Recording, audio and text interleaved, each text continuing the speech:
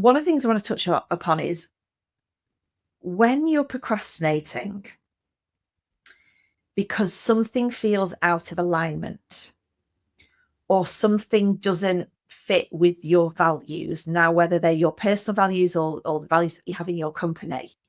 And I think this often when you're new into coaching or into really kind of knowing oneself, I don't think we often recognize this quick enough.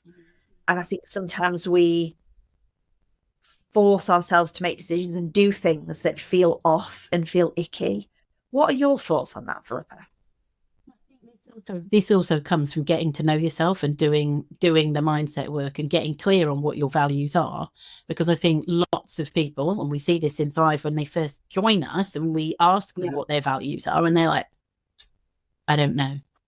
And I think for lots of people, that's one of the things that makes things a whole lot clearer is as soon as you know your values, you've got that internal compass of yes or no.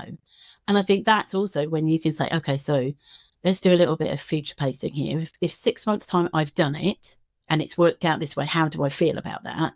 In 6 months' time, if I haven't done it and nothing's changed, how do I feel about that? So this is where a bit of visualization comes in as well and connecting with yourself. If you still don't feel connected to it, you've got no emotional connection to it in 6 months time, if you've done it and it's worked or it still doesn't feel right, that's when you know that's not for me. I'm not doing that. But it's also knowing yourself that those are definitely your values and not your family values.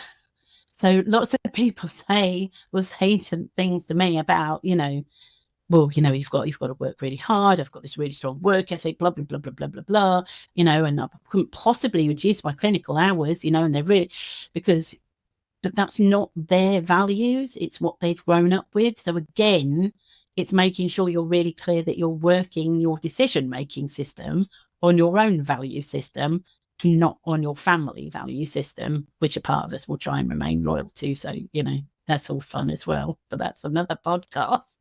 Absolutely. There's so many avenues we could go down here, Philippa. One more question that's just come to my mind.